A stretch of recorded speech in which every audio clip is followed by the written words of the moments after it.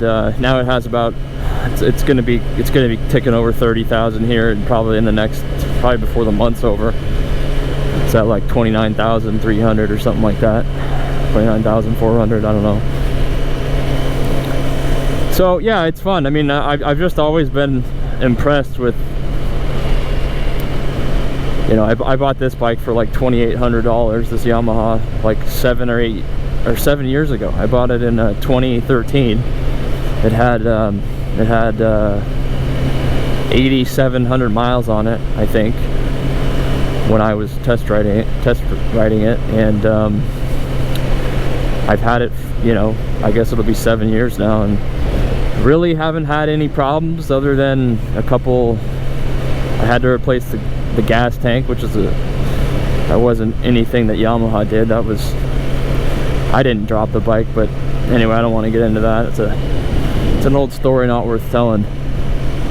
But no, it's been great. It's you know, it's a really quiet motorcycle. You know, you're not annoying people. You can be loud at, you know, if you're like really revving it, but I don't do that.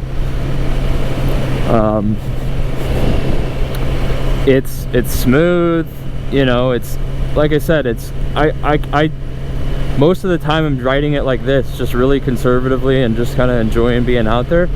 Yesterday we went up to Hood Canal over, if you look it up, it's, you know, it's, I don't know, it's Bremerton, Washington, kind of over there, and then we went all around, but it was like 260 miles. Anyways, I was having a little bit more fun yesterday than I usually do. You know, I was kind of revving it out, and we got on some roads where, you know, you could go close to 100 miles an hour with no traffic and stuff. And it's just the I think it's just the perfect bike because, you know, like I said, I've ridden 1,000. I've ridden, my brother has a ZX14, okay, and yes, those bikes are insanely fun, and they're like, it's just like a different experience, right? But I know I would get in trouble. I just know I would. You know, I tell the story of, I'd never ridden 1,000. My brother, that was the first motorcycle he bought. I told him not to do it. He was dead set on doing it. Okay, so he bought it, and I went down. I'm like, okay, well, you know, I should probably ride this thing back, since you know, I know you know how to ride a motorcycle. And he did know how to ride a motorcycle. He owned dirt bikes, and he'd ridden my 600, okay, so it's not like he just bought the thing without ever riding, you know, a real motorcycle, okay? So none of that. But I just remember I had never ridden 1,000, neither, of course, neither did he. But anyways, I get on the thing, and I get on the freeway. Before I know it, I'm literally like going 123 miles an hour. I think I was in 3rd gear. So I guess let that tell you. And I can tell you right now, I really was not trying to do anything. Okay, I was literally just I just felt like I was just going the speed limit, and I was going 100. I was going $123. So I said to myself right then and there, I said, I'm not riding this thing again, and I didn't. He ended up selling it like a year or two later or whatever, and so that's fine. But it's just a death trap. I mean, it really is. And now he bought, you know, what, I don't know how to explain it. He bought a ZX14. So, you know, he thought he got a good deal on it. And, you know, he did, I guess, based on the purchase price. This thing's not picking me up. I'm just gonna go. It's not picking me up. That's the bad thing about being a motorcycle. They don't pick you up a lot of times because you don't weigh enough. I got pulled over one time for doing that, and I mean, I didn't do anything wrong. I was like, you know, I'm trying to make a left here, and they don't see me, and there's no one around. Yeah, so he got a ZX14, and he's just, you know, we drove down to Portland to get it, and he thought he got a good deal on it. It had relatively low miles, and of course it's, you know, top of the line bike, right? And I don't doubt that he is a conservative rider. He would not push it to the limit. But I said to him, like, you know, hey, when you're going like 80 miles an hour and you've barely like even tested what the machine can do, you know, at some point you're going to twist the throttle and you're going to be going really, really fast, right? It's just inevitable. I mean, even I would do it. I know I would do it. That's why I wouldn't buy that bike, because it would be a bad omen for me to ever get on that thing. Let's go down here. This is the yacht club over here, guys. This is that was loud. See all these yachts? This is probably one of the richest areas. That's probably the richest area in the state, maybe. It's got to be up there for the country. Kirkland, Washington, guys. Things are on like pontoons or something. We'll go over to there's a better spot over here. So yeah, this is great. I've never been to Kirkland here this early in the morning when there's just nothing going on. This is a beautiful area and lots of young people walking around, okay, and very desirable area for real estate, and it's nice seeing it completely empty, vacant. Anyways, I'm going dirt biking later today, so that'll be fun. I'm just hoping I'll be awake for it, because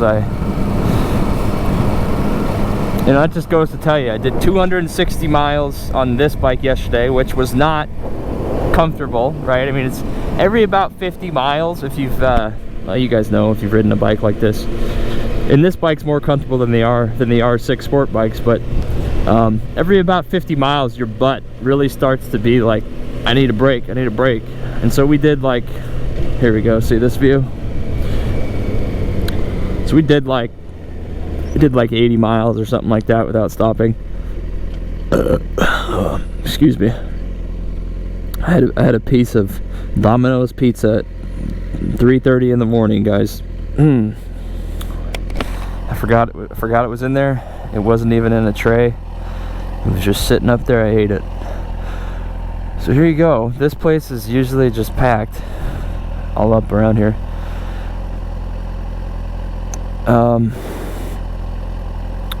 Yeah, it's a bad thing. You always lose your train of thought when you're just rambling to yourself. I tell you what, too, it's that's why I didn't like doing it really either, is I don't focus as well when on writing when I'm talking, because you have to, there's no one talking to you, right? So you have to just like, you have to keep talking because no one's responding to you, right? It's not like being on a phone call where you could say something and then someone will kind of say something back, and then you know you're engaged in a conversation, right? This is different. So it's really easy to get off track, right? And then just kind of lose your train of thought. So anyway, this is, I like coming just riding by here. You know, if I come back here and later tonight, like in 12 hours or whatever, is, you know, this place will look completely different.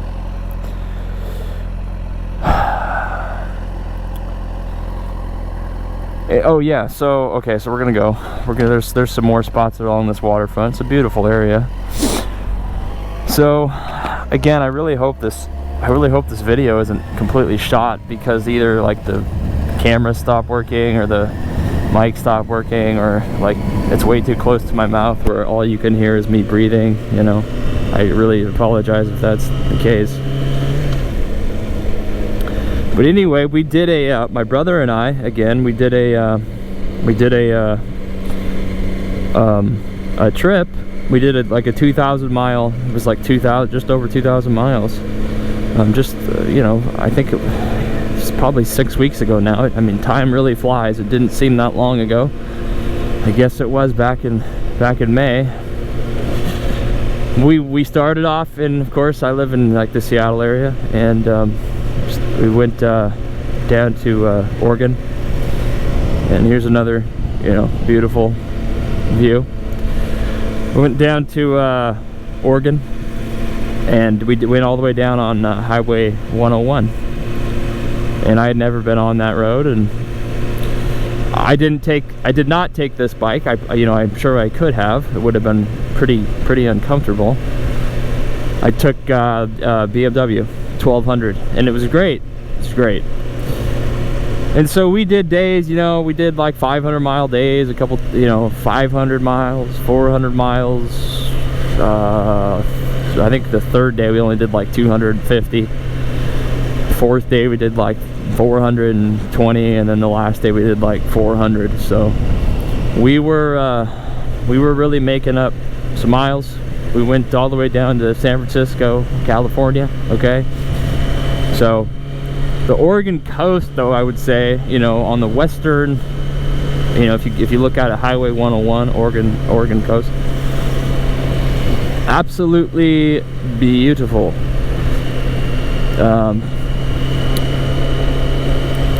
Just beautiful. It's words can't describe it. You know, I was watching something on TV, and the guy was like, "Man, I'm really happy you were here, because if you weren't here, I really wouldn't be able to explain this to you." You ever have stuff like that happen, where you see something happen, or you have an interaction with someone, and you're like, how the hell would I explain it, you know, this to someone? They'd almost have to be here to, you know, no, not almost. They literally would have to. They'd have to be there to like believe it, right? Because it's just like too strange to like really effectively tell it. Or a joke, you know, like someone tells a joke, someone that's really funny tells a joke, and like you know, you try to play telephone with it and like repeat the joke, and it's like, you know, your delivery is not good, right? So it's not going to be the same, right? But anyway, yeah, I was just like, man, let's just go, let's just do it. We've been talking about doing a trip for a long time on motorcycles.